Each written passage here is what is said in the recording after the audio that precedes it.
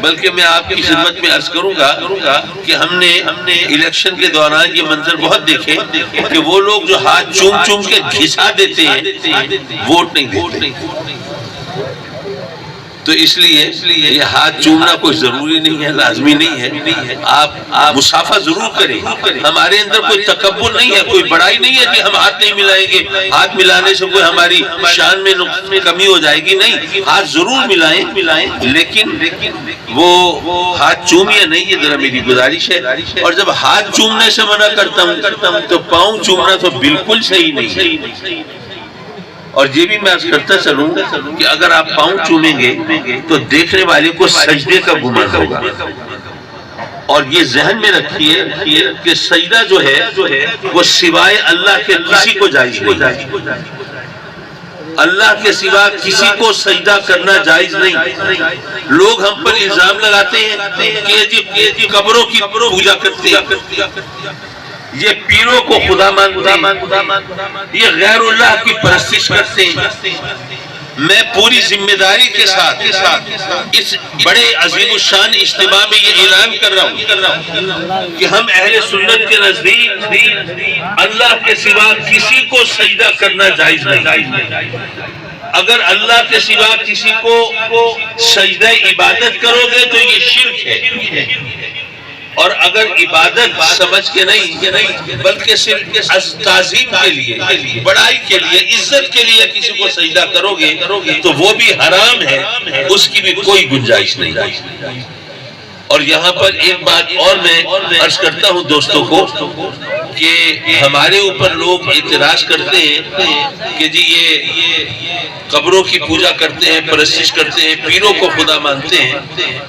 اور ہم ان کے بارے میں کیا کہتے ہیں کہ وہ گستاخ ہیں. میرے آقا کریم کی شان میں انہوں نے گستاخیاں کی ہیں اور وہ کتابیں ان کی موجود ہیں، اس میں لکھا ہوا ہے. اور آقا کریم کی شان میں گستاخی، اس پر کوئی سمجھوتا نہیں ہو سکتا. کوئی مسلمان اس کو کسی صورت میں گوارا نہیں کر سکتا. اب ہم پر بھی الزام ہوا کہ ہم قبروں کی پوجا کرتے ہیں، ان پر بھی الزام ہوا کہ جناب وہ گستاخ رسول ہیں. لیکن ایک فرق ہے اس میں. فرق یہ ہے کہ اگر کوئی قبر کو آ کے سجدہ کرے تو جو مسئلے سے واقف ہے ان کو روکتا ہے، منع کرتا ہے، بتاتا ہے کہ سجدہ اللہ کے سوا کسی کو کرنا جائز نہیں، اس لیے صرف اللہ کو سجدہ کرو. قبر کو سجدہ کرنا جائز نہیں، پیروں فقیروں کو سجدہ کرنا جائز نہیں، ولیوں کو تو دور کی بات ہے، خود آقائے دو جہاں سرور کائنات نور مجسم صلی اللہ علیہ وآلہ وبارک وسلم کو سجدہ کرنا یہ بھی جائز نہیں. اور اگر کوئی ضد کرتا ہے نہیں جی میں نے تو کرنا ہے سجدہ، تو ہم کہہ دیتے ہیں کہ بھئی ہمارا اس بندے سے کوئی تعلق نہیں. یہ اگر سجدہ کرتا ہے تو کرتا رہے، اس کی مرضی، لیکن ہمارا اس سے کوئی تعلق نہیں. تو یارو ہمارا ان سے کہنا ہے کہ جب ہم یہ کہہ دیتے ہیں کہ اللہ کے سوا کسی کو سجدہ جائز نہیں، تو تم بھی کہہ دو کہ کوئی آقا کریم کی شان میں گستاخی کرے تو ہمارا اس سے کوئی تعلق نہیں. مسئلہ حل ہو جائے گا، بات ختم ہو جائے گی.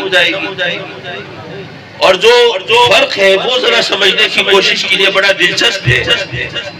وہ یہ ہے کہ ہم پر اگر اعتراض ہے تو ان لوگوں کی وجہ سے جو مسئلے سے ناواقف، جو جاہل، جو نہیں جانتے کہ اللہ کے سوا کسی کو سجدہ کرنا چاہیے کہ نہیں. ہم پر اعتراض ہے تو ہمارے جاہلوں کی وجہ سے ہے، اور ان پر اعتراض ہے تو ان کے عالموں کی وجہ سے.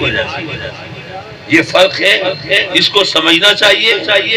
حضرات مکرم معاف کیجئے، یہ ساری باتیں ذرا سکون سے کرنے اور سمجھنے کی ہیں. میں دوست آ رہے ہیں، محبت کرتے ہیں، اللہ تعالیٰ ان کی محبتوں کا بھرم رکھے اور ہمیں بھی ان کی محبتوں کے احترام کی توفیق بخشے. اللہ تعالیٰ ان کو آباد رکھے. لیکن اس سے ذرا تھوڑی سی توجہ بھی بڑھتی ہے اور ذہن بھی منتشر ہوتا ہے.